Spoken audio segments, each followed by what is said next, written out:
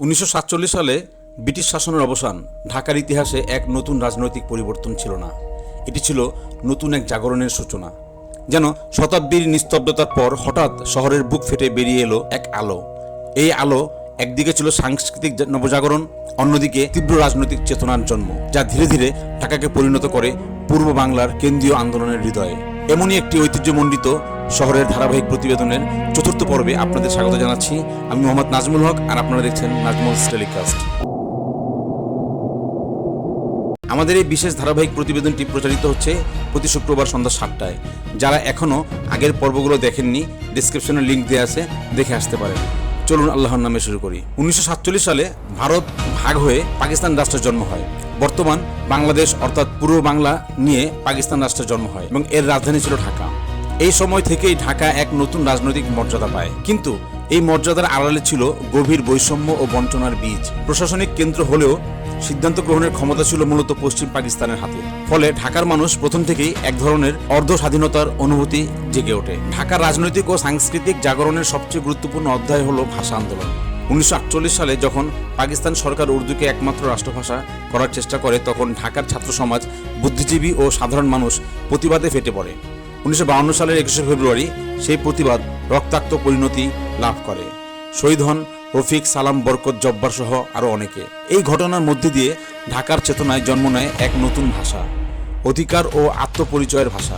এই আন্দোলন শুধুমাত্র ভাষার জন্য ছিল না, এটি ছিল সাংস্কৃতিক অস্তিত্ব রক্ষার সংগ্রাম। ভাষা আন্দোলনের পর ঢাকায় রাজনৈতিক সংগঠনগুলো আরও শক্তিশালী হয়ে ওঠে, বিশেষ করে আওয়ামী মুসলিম লীগ, যা পরবর্তীতে আওয়ামী লীগ নামে আত্মপ্রকাশ করে।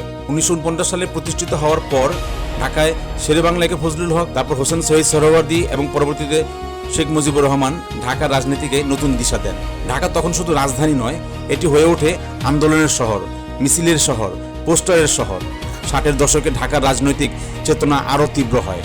এই সময় 1965 সালের শিক্ষা আন্দোলন, 1966 সালের 6 দফা এবং 69-এর গণ অভ্যুত্থান, এই ঘটনাগুলো ঢাকাকে পরিণত করে এক অগ্নিগর্ভ শহরে, যেখানে প্রতিটি দেয়াল হয়ে ওঠে প্রতিবাদের ক্যানভাস।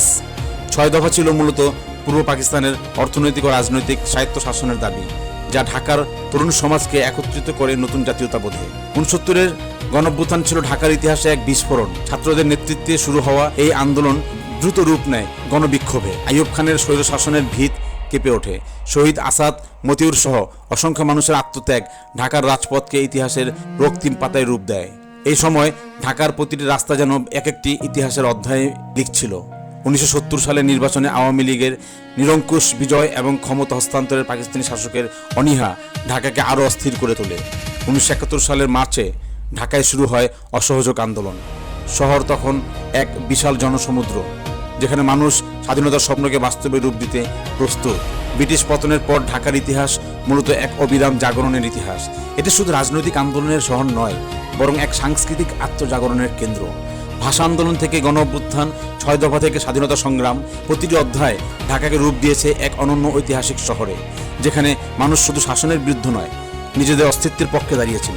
ঢাকা তাই শুধু একটি রাজধানী নয়, এটি এক জাগ্রত চেতনার নাম, এক অবিনাশী ইতিহাসের প্রতীক। ধারাবাহিক প্রতিবেদনের চতুর্থ পর্ব আজ এখানে শেষ করছি।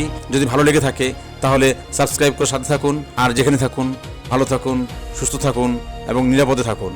ফি আমানিল্লাহ।